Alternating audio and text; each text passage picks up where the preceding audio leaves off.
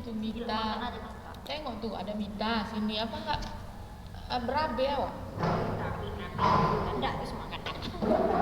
Ganda itu semua Enggak ya, ganda. depan AB. Ini Maulina ada B. Ini A. Maulina ada aman. Jalan. Terekam. Terekam. Aduh, kakak duduk kursi ini kok jadi lenyit kak? Maksudnya? Maksudku Enggak kok jadi bolong gini. Engkau ya. Kak, apa memang gini kursi? Gitu loh. Begini? Ish. Hah? Memang gitu melambai deh. Enggak loh kak. Lina suaramu Enggak terekam. datang. Ini. Memang gitu loh. Ih. Gara-gara kakak duduk sini kan. Terus aku jadi takut. Jadi bolong.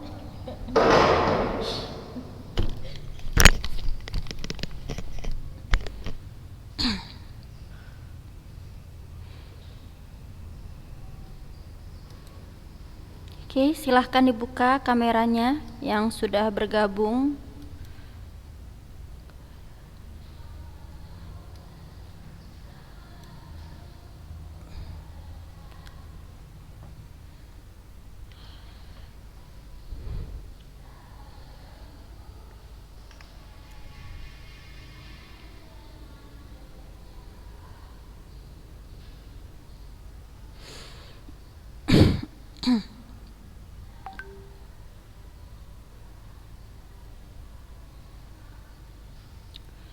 Oke, kita mulai ya. Bismillah, Assalamualaikum warahmatullahi wabarakatuh. Waalaikumsalam warahmatullahi wabarakatuh. Alhamdulillah, puji syukur kita ucapkan kepada Allah Subhanahu wa Ta'ala, yang mana dengan limpahan rahmat serta karunia darinya kita bisa mengikuti kembali kegiatan belajar daring pada hari ini. Apa kabar anak-anak ustazah kelas 8? Alhamdulillah baik Ustazah. Alhamdulillah. Baik ya. Jadi bisa kita mulai ya pembelajaran hari ini. Bisa, oke. Nah, jadi minggu lalu kita sudah sampai kata istilah ya anak-anak ustazah. Ya kan? Mana ya? Tunggu ya, kita cari lagi. Udah ada dicari-cari di rumahnya kata-kata istilah. Sudah? Ada nggak dicari di rumah kata-kata istilah ya yang terdapat pada teks apapun ya. Jadi kata istilah itu banyak sekali ya. Nah, jadi kita akan lanjut kaidah bahasa selanjutnya. Tapi di mana kok nggak ada di sini?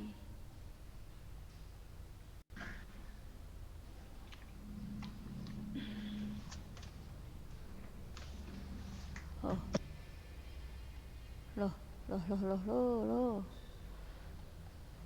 Kemarin yang kata istilah ada penjelasannya nggak di buku? Ada Zah. Nggak ada kayaknya Zah. Nggak ada Zah. Nggak ada ya, Ustazah cuma dari tabel aja menjelaskan nih kemarin. Iya Zah. Cuman gini aja. Oh, gitu. Oh, ini ada. Oh iya. Oke. Lalu konjungsi kausalitas ya. Oh iya. Nah, untuk konjungsi kausalitas anak-anak ustazah masih ingat gak konjungsi kausalitas itu? Kan konjungsi itu adalah kata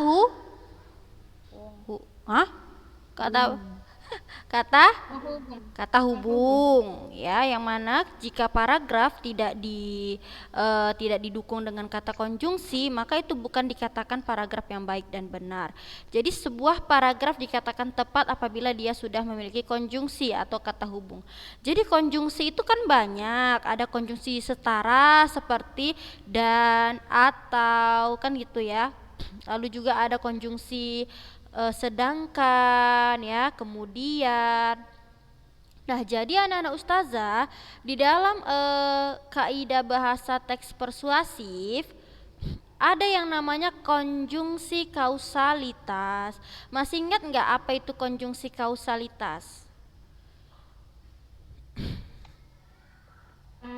Konjungsi yang dianya itu Yang menyatakan sebab akibat itu, Zah. Bagus Lutfia Akila ya, Masya Allah. Jadi dicatat ya anak-anak ustazah, konjungsi kausalitas itu adalah kata hubung sebab akibat ya, kata hubung sebab akibat. Yang mana ditandai dengan kata karena, sebab, oleh karena itu, oleh sebab itu, dan kata sehingga. Ustazah ulangi, konjungsi kausalitas adalah kata hubung sebab akibat yang ditandai dengan kata karena, ya kan, sebab, oleh karena itu, oleh sebab itu, dan sehingga. Jadi itu contoh dari konjungsi kausalitas ya. Nanti sama-sama kita cari. Sampai di sini tentang konjungsi kausalitas sudah paham anak-anak ustazah? Paham ya? Ya, lalu selanjutnya ada kata kerja mental anak-anak ustazah. Kita cari nanti contohnya ya.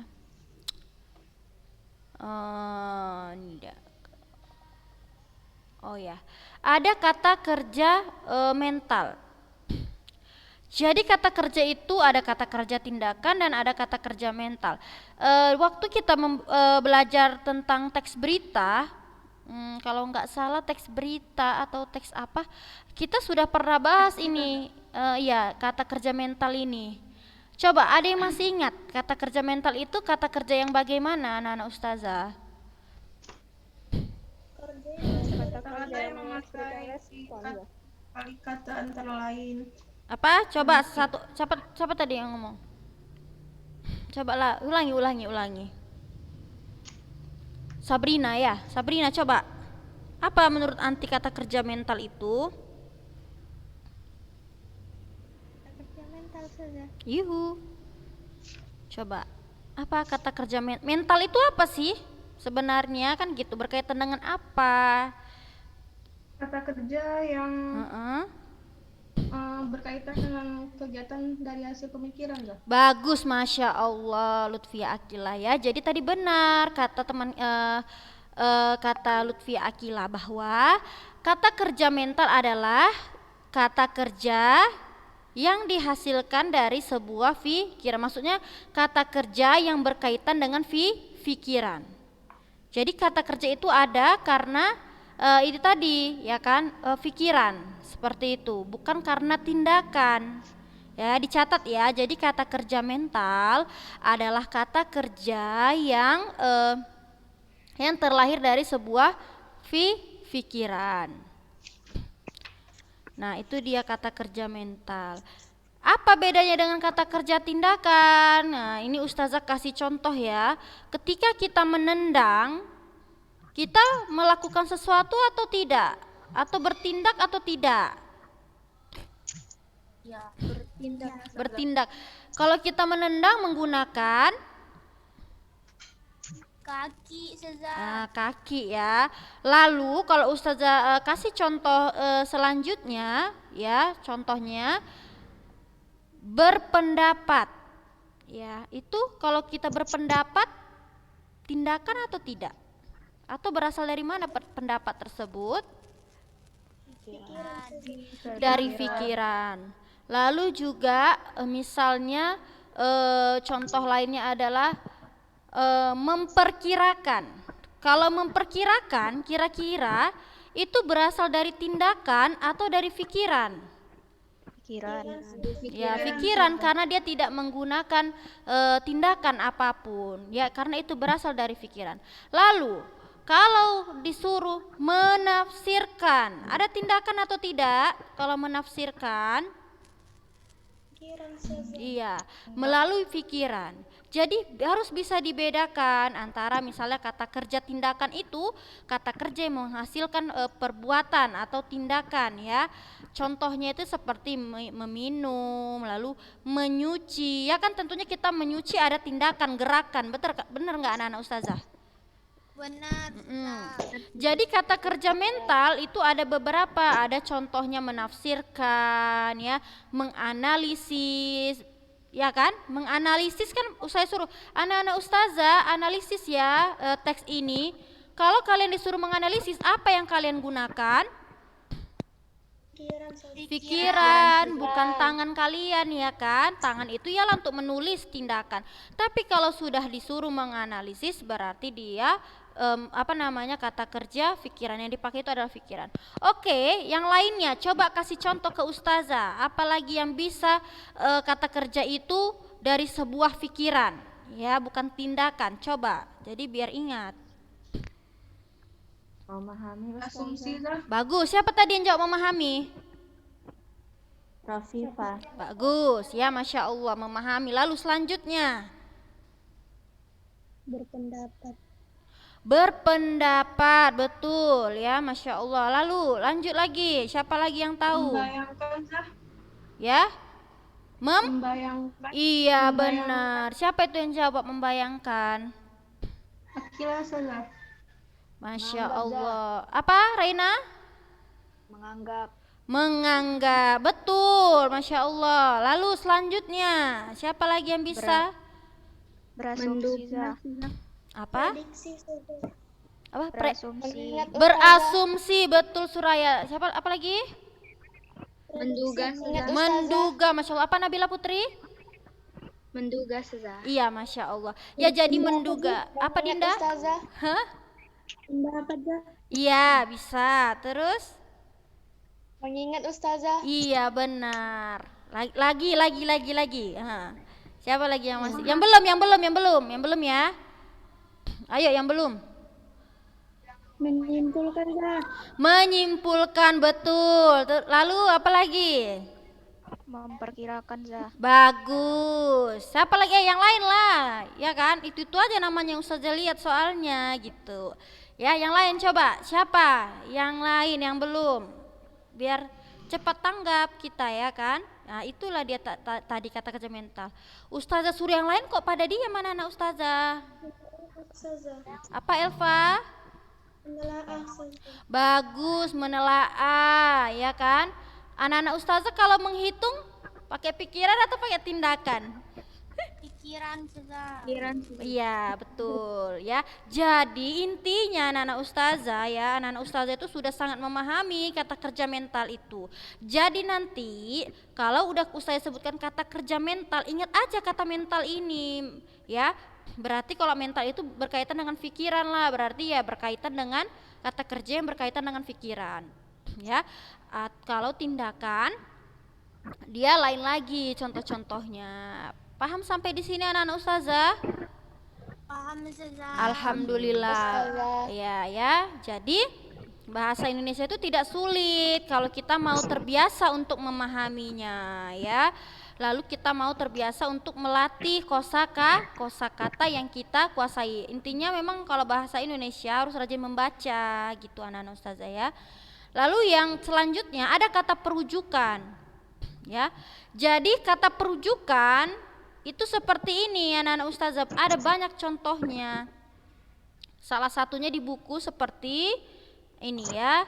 Dalam teks persuasi lainnya banyak juga yang di dalamnya digunakan kata-kata kerja mental, itu sudah ya. Ada pula yang menggunakan kata-kata perujukan. Apa aja kata-kata perujukan itu? Gini, seperti berdasarkan data, merujuk pada pendapat titik. Nah, kata perujukan ini berdasarkan data di atas misalnya, berarti kata berdasarkan itu merujuk pada kalimat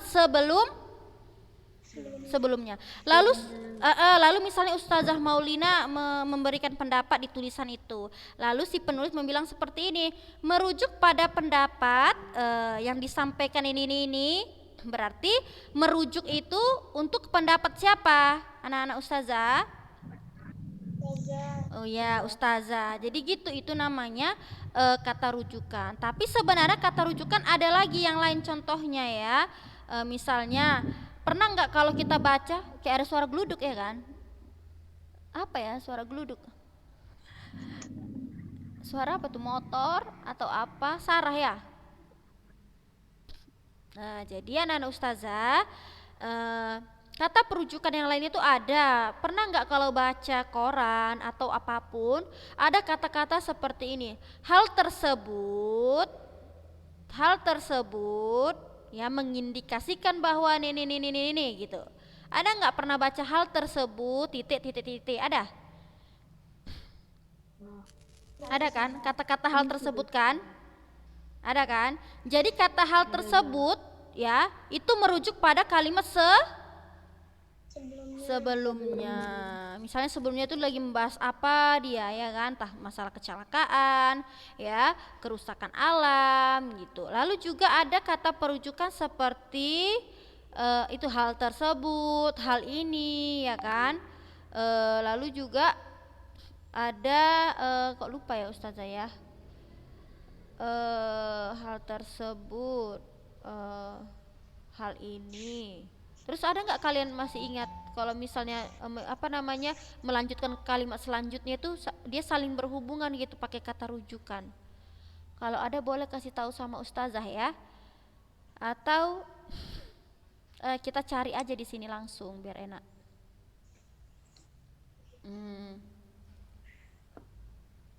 Mana dia ya, berkaitan dengan perasaan remaja.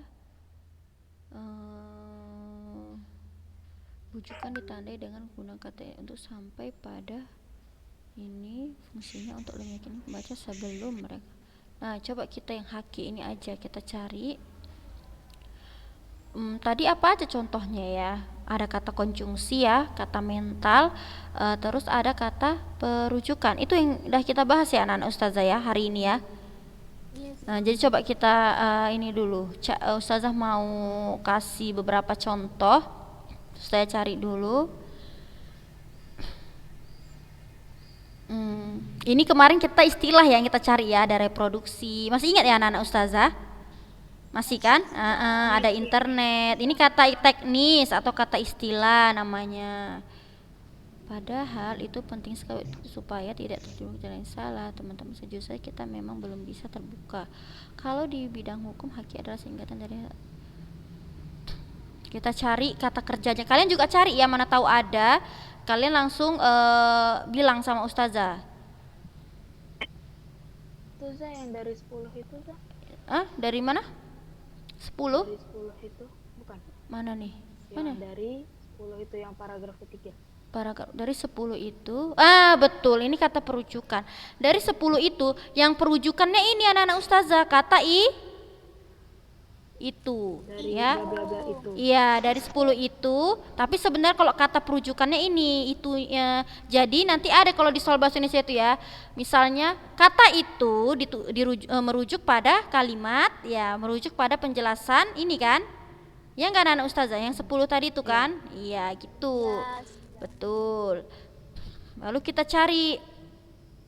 Coba anak-anak Ustazah boleh kita sama-sama cari adakah kata mental ya, perujukan atau ada nggak kata-kata kausalitasnya. Peristiwa itu.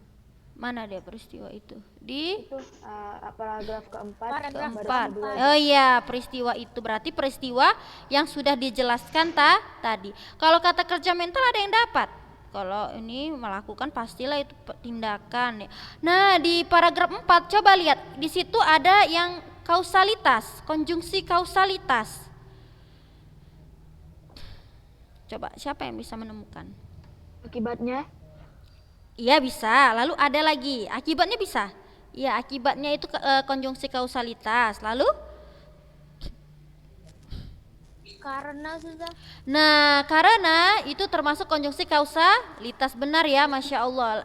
Nah, coba di paragraf ketiga ada di situ hubungan sebab akibat. Tadi udah Ustazah kasih tahu contohnya. Paragraf ketiga sudah ada konjungsi kausalitas. Coba perhatikan. Dan ada juga kata mentalnya ada juga.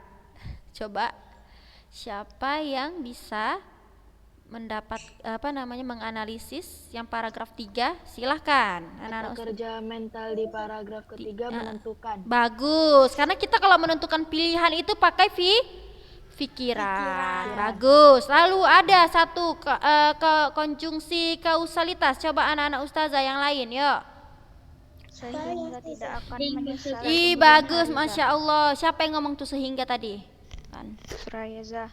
Masya Allah. Jadi kata sehingga itu pun termasuk konjungsi kausalitas. Yang lainnya ayo dibuka kameranya ya. Jadi Ustazah bisa lihat. Nih Ustazah lagi lihat-lihat nih ya. Itu anak-anak Ustazah ya. Nah, bagus ya.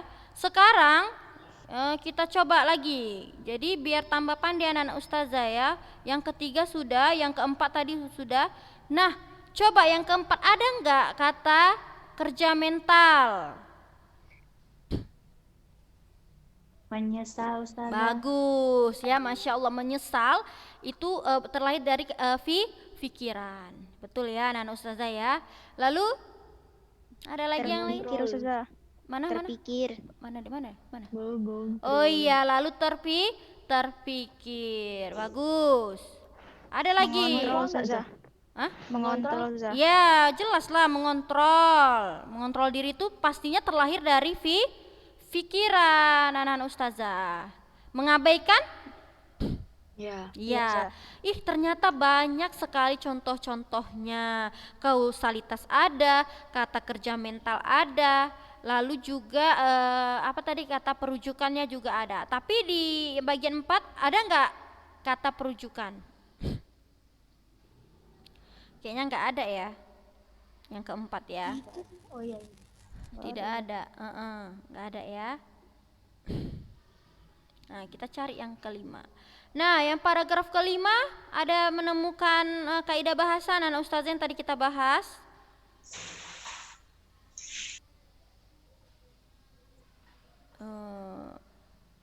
Orang tua juga ternyata tidak segampang itu membicarakan soal. Nah, ini nggak ada ya. Coba yang keenam.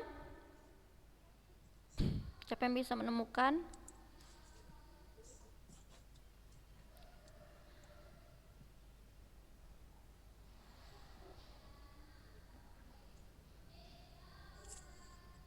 Ada yang bisa menemukan yang tadi kita sudah pelajari?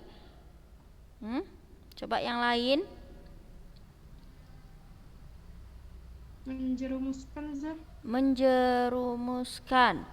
Menjerumuskan ini dalam hal menjerumuskan bisa. Iya, bisa menjerumuskan. Lalu ada lagi di situ anak-anak Ustazah. Coba. Tidak pedulian, Ustazah. Apa, Nak? Tidak pedulian. Belum bisa. Ya. Iya, memang memperdulikan itu kayak mana ya? Kalau peduli itu pasti ada perbuatan, bener nggak? Iya, Ustazah. Iya. Jadi kita supaya orang tahu kita peduli atau enggak pasti melalui perbuatan lah ya kan? Kan pasti gitu. Oke, kalau saya tanya kata memungkinkan itu termasuk kata kerja atau tidak? Enggak, Ustazah. Kerja Iya kan, kata kerja lah jelas memungkinkan karena dia sudah pakai imbuhan kan seperti itu. Ya, jadi begitu anak-anak Ustazah. Nah, lalu yang ketujuh ada anak-anak Ustazah dapat. Nah, itu apa lagi banyak ada tuh satu. Ada bisa dijumpai? Merugikan. Betul. Jadi merugikan itu adalah bagian dari kata kerja mental. Iya betul. Nah, jadi itulah tadi anak-anak Ustazah. Jadi kaidah yang terdapat pada kita ulangi ya, kaidah bahasa yang terdapat pada teks persuasif yang pertama apa? Yang kita minggu lalu belajar? menggunakan kata-kata teknis atau istilah. Betul. Yang kedua? Menggunakan kata penghubung yang argumentif. Masya Allah. Lalu lanjut. Menggunakan konjungsi kausalitas. Iya. Lalu Menggunakan kata Kata kerja mental. mental. Iya. Menggunakan kata Kata kerja perujukan. Masya Allah ya. Jadi itu tadi ya anak-anak ustazah. Sampai di sini ada pertanyaan? Tanyalah sama ustazah. Boleh bertanya ya anak-anak ustazah.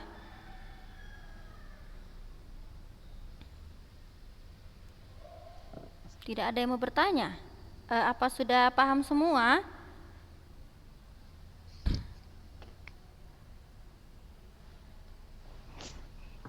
Berarti sudah paham ya tentang teks persuasif ya. Jadi hari ini terakhir kita materi tentang persuasifnya anak-anak ustazah.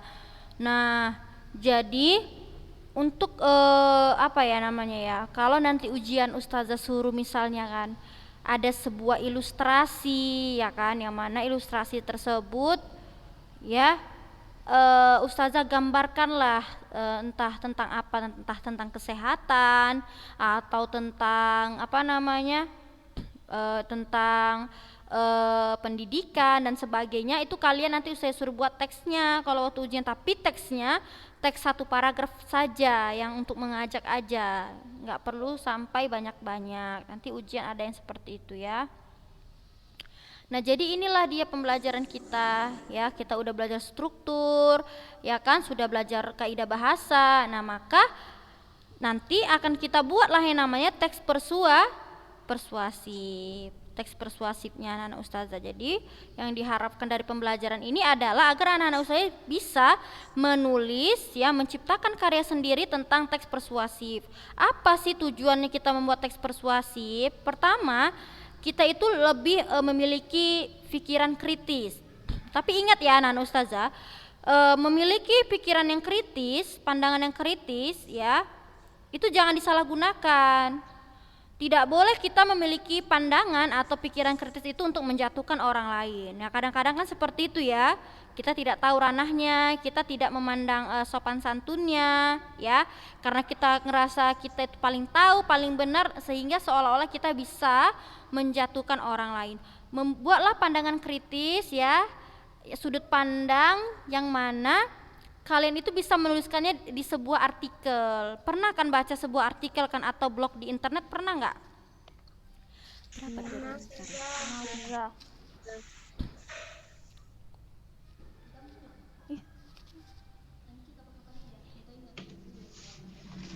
Apa tahu kan di blog ya kan? Orang misalnya ngeblog, blogger, tahu anak-anak ustazah? Nanti suatu saat nanti bisa jadi penulis seperti itu dulu, buat blog pribadi. Nah, jadi buat tulisan kalian ya, ajakan kalian ke anak-anak remaja yang lain, tentunya ajakan yang positif. Ya kan anak-anak ustazah? Oke, jadi udah paham lah ya. Jadi waktunya kan udah habis nih. Nah, jadi untuk pelajaran persuasif kita cukupkan sampai di sini. Mudah-mudahan minggu depan kita bisa mempelajari materi yang lain dan dimudahkan. Jadi ustazah harap ananda sekalian dapat memahami materi yang ustazah jelaskan pada hari ini. Nah, jadi sebelum kita menutup pembelajaran, mari kita berdoa doa kafaratul majlis. Subhanallah. Asyhadu an la ilaha